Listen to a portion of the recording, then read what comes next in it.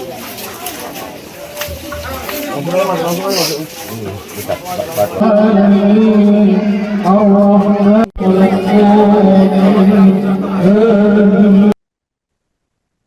perempuan muda bernama Nanda Isnaini Putri berusia 20 tahun meninggal dunia secara tidak wajar pada Senin 2 Februari 2026 dini hari. Korban ditemukan dengan sejumlah luka di tubuh, termasuk luka tusukan di bagian pergelangan tangan kiri dan kanan. Ayah korban Zainal menyebut sebelum kejadian ini Nanda sempat pulang ke rumah keluarga di Tanjung Balai dan kemudian dijemput kembali suaminya untuk kembali ke Kisaran. Sebelumnya, suami korban sempat menyampaikan rencana perceraian, namun tetap ingin berbicara langsung dengan korban. Informasi lengkapnya terhubung bersama kita rekan Alif, wartawan Tribun Medan yang sudah menghimpun informasinya untuk Anda. Berikut keterangan selengkapnya. Ya, terima kasih rekan. Dugaan pembunuhan ini terjadi pada 2 Februari 2006 lalu, di mana informasi dari pihak keluarga kejadian ini bermula dari ada dugaan cekcok antara pihak korban maupun pelaku, di mana korban merupakan istri dari pelaku sendiri. Dari keterangan keluarganya bahwasanya beberapa jam sebelum korban meninggal dunia, korban dan pelaku sempat cekcok dan hingga pelaku menjemput korban di rumah orang tuanya. Namun beberapa jam setelahnya pihak orang tua korban ini mendapatkan telepon dari kepolisian dan mengaku bahwasanya anaknya sudah meninggal dunia. Informasi lain kami ungkap dari pihak kepolisian bahwasanya kejadian ini terjadi, pengungkapan ini terjadi akibat adanya lapor masyarakat, di mana saat itu korban yang sedang dilarikan ke rumah sakit umum Kisaran, ada warga yang melihat bahwasanya ada tanda-tanda kecurigaan bahwasanya ada luka dan juga luka memar di tubuh korban, sehingga masyarakat tersebut melapor ke kepolisian dan pihak kepolisian membuntuti hingga ke kediaman korban. Sampai di sana, saat polisi meminta agar korban dilakukan otopsi, pihak pelaku ataupun suaminya ini menolak dan mengaku bahwasanya korban jatuh sepeda motor. Namun pihak kepolisian menghubungi pihak keluarga dan meminta agar pihak keluarga melihat langsung bagaimana kondisi korban. Setelah melihat kondisi tersebut, pihak keluarga langsung meminta kepada pihak kepolisian untuk dilakukan otopsi dan membuat laporan.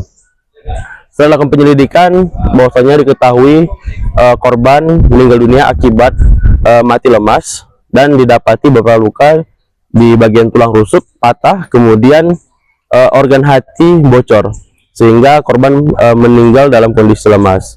Kemudian pihak kepolisian juga mengungkap bahwasanya korban dan juga pelaku sering cekcok keluarga, di mana apabila cekcok diduga pelaku ini sering melakukan penganiayaan terhadap korban itu sendiri, sehingga terakhir pengakuannya saat meninggal tersebut, pelaku mencelupkan kepala korban ke bak air. Dan juga sampai saat ini pihak kepolisian masih terus melakukan penyelidikan dan masih terus menggali informasi dari pelaku tersebut. Sekian rekan. Malam sore, siangnya suami dari anak saya ini menelpon menanya keberadaan anaknya, istrinya. Terus kami jawab memang istrinya berada di rumah kami. Dia bilang kalau memang anak ini mau pisah, dia bersedia untuk menceraikan, tapi dia mau jumpa dulu. Terus kami sauti, ya sudah, kalau memang sudah gitu batas pertemuan, ya silahkan.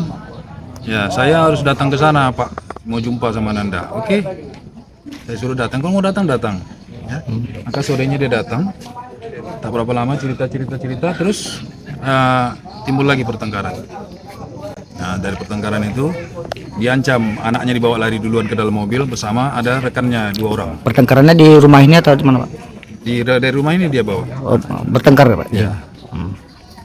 Terus saya bilang sama mamanya, itu Nanda nangis di kamar karena anaknya dibawa sama si Ali.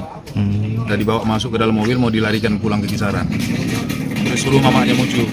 Nah, begitu dipuju, akhirnya anak kami nurut mau ikut pulang. Setelah pulang, bla kami nggak tahu. Antara maghrib sedangkan isya itu, mamanya kembali nelpon, memastikan keberadaan anak ini udah sampai rumah apa belum. Ditelepon berkali-kali nggak ngangkat.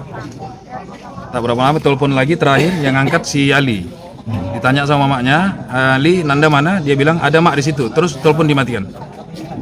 Habis itu nggak ada kontak sama sekali. Setelah itu pukul 2 malam saya menerima telepon dari pihak Polres Asahan, Pak Eko. Pak Eko mengabari pada saya, nanyakan, Bapak kenal dengan Ananda Isnaini Putri? Saya jawab kenal. Dia nanya hubungan dengan Bapak apa? Saya bilang anak. Bapak sudah tahu kondisinya saat ini belum? Suaminya nggak ada ngabari Bapak? Enggak. Tadi siang memang benar bahwa Nanda ini ada di tempat Bapak? Iya. Terus sorenya dijemput pulang sama suaminya. Kondisinya saat ini nggak ada tahu sama sekali Pak? Enggak. Terus nggak ada kabar? Enggak. Saya cuma ngasih tahu Pak bahwa Nandanya sudah nggak ada. Terus saya bersama istri saya, mamanya, menyusul ke Kisaran, ke Sededen. Sampai di sana kami melihat bahwa banyak luka-luka ringan, ada memar. Jadi kami merasa bahwa kematian anak kami ini termasuk kematian yang tidak wajar.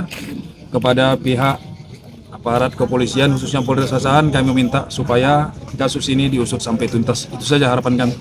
Yang kita lihat semalam itu mulai dari ada luka tusukan di sebelah ini tangan daerah dekat telapak tangan kiri kanan, terus memar-memarnya mulai dari sini sampai ke dada. Di pelipis juga ada, di mulut juga ada.